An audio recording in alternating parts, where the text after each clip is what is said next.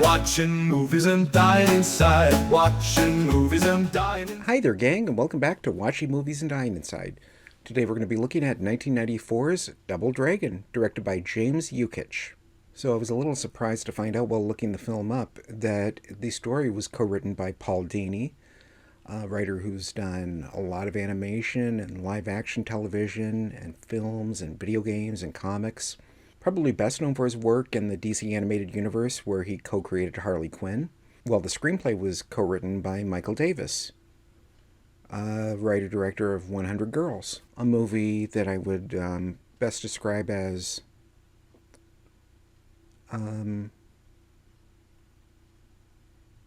soul-sucking. I know the basics of the Double Dragon video game, so I'm kind of curious to see what the movie's like, because on one hand you have a writer like Paul Dini who's written stuff that's incredibly thoughtful and affecting and funny, while on the other hand you have Michael Davis, writer of 100 Girls. So I guess without further ado, we're going to dive on in and hope for the best. Watching movies and dying inside. It's the legend of the Double Dragon.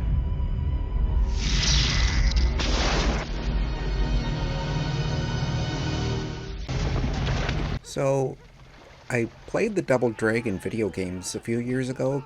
There's the two brothers, Jimmy and Billy. One wears red, one wears blue. One of them has a blonde girlfriend. There's a guy named Abobo who has a giant muscular body and perfectly round head. Oh, there's a guy with a machine gun. And there's a lot of conveyor belts. It's pretty much all I remember from the game.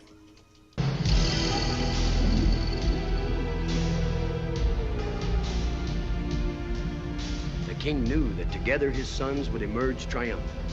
If you don't remember 2007 all that well, that's exactly what it was like. Giant fans far as the eye could see. Go! All right, that works for us. What? What?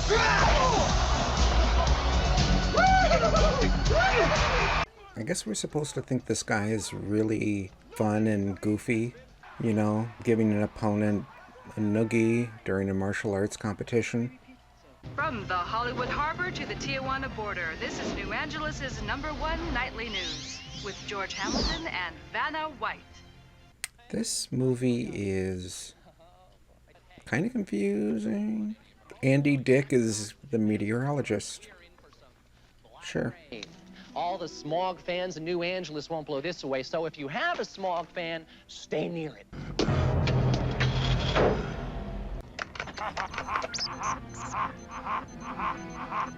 Moby Dick over there is Bo a Bobo. Steroid free. A Bobo? Toast $50 to send us on our way. A Bobo's in the movie. I wasn't expecting that. That's actually kind of hilarious. I'm not sure who, during the writing process of the film, settled on giving a Bobo the first name Bo, but I will say, credit where it's due. Hey guys, let's fly. They'll be back soon with reinforcements.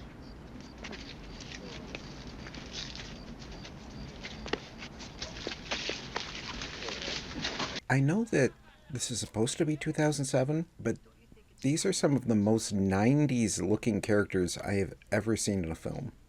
Billy Lee, age 17, parents deceased, legal guardian Satori Imada, last known address DeVille Theater. Wait, did that say that woman they were with was their legal guardian? Because I kind of assumed she was one of their love interests. Because I guess they're supposed to be 17-year-old brothers. She looks like she's maybe in her 30s, and they look like they're in their 20s. But I guess she's supposed to be old enough to look after these teenage boys. However old they actually are.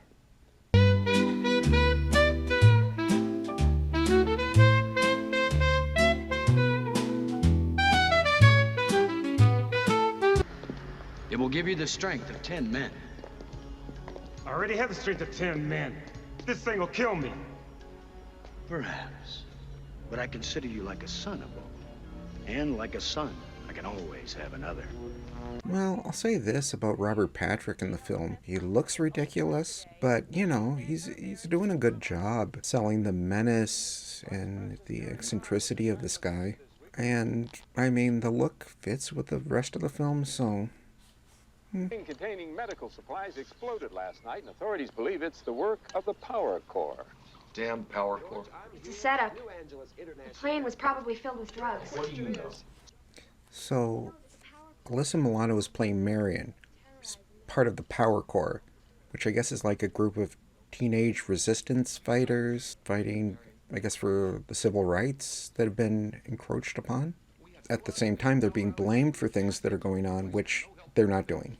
I mean, it's pretty clever that, yeah, this world kind of run by corrupt corporations are using these kind of young protesters as scapegoats for the stuff that they're doing that's actually harmful.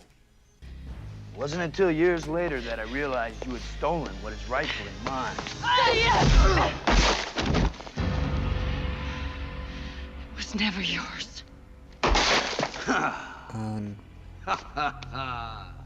have a feeling that something bad is going to happen to their mom, who is also the same age as them.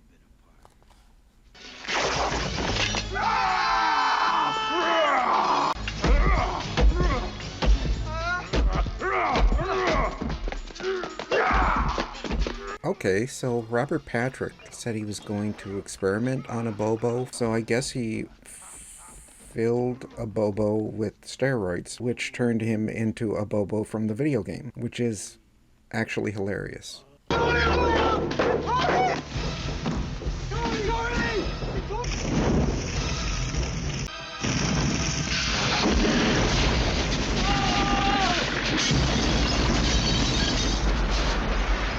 Cripes.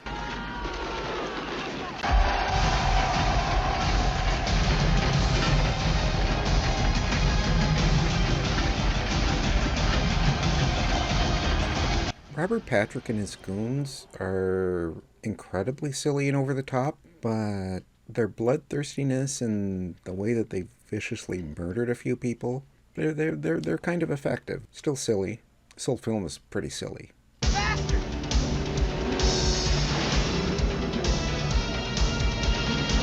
So we're about halfway through the movie, and I kind of like the ideas behind the post-apocalyptic future, which is now the past.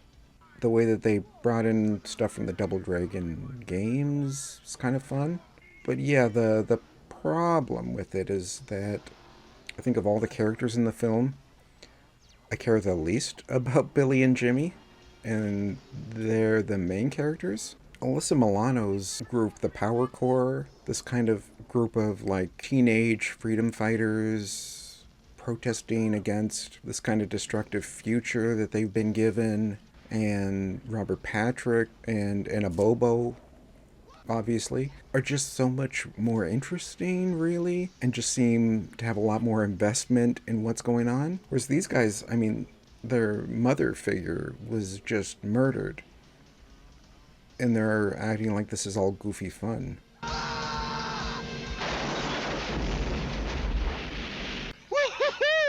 What a ride! I bet those stooges think we're dead. Exactly. It's time to take the fight to Shuko. Yeah, I'm not even sure if I like these guys.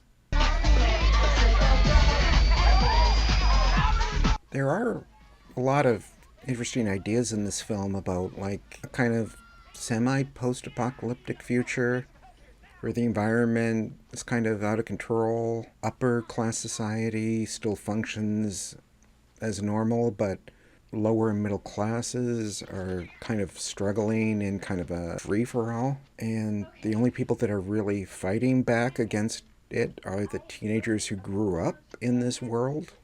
And yet, in all that, the movie is focusing on the least interesting characters it has to offer. I can expedite this. Expedite this.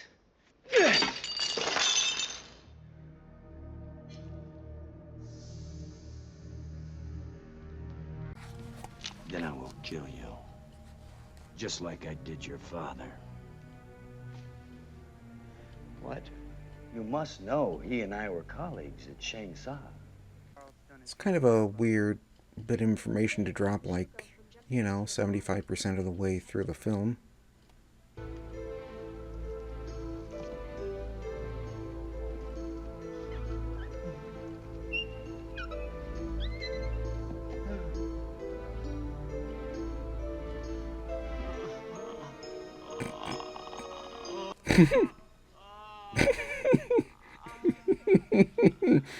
The tears are a little much. If you're waiting for an emergency, this is it.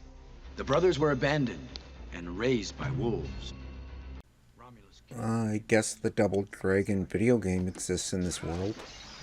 That should have been us. You screwed up. I screwed up? Yeah, you screwed up. I screwed up? Yeah, you schmuck, you did. We'll never work in this town again. Should have been the dragon double. I can't swim. How can I find the medallion? Now we're finished. It's over. Now what do we do?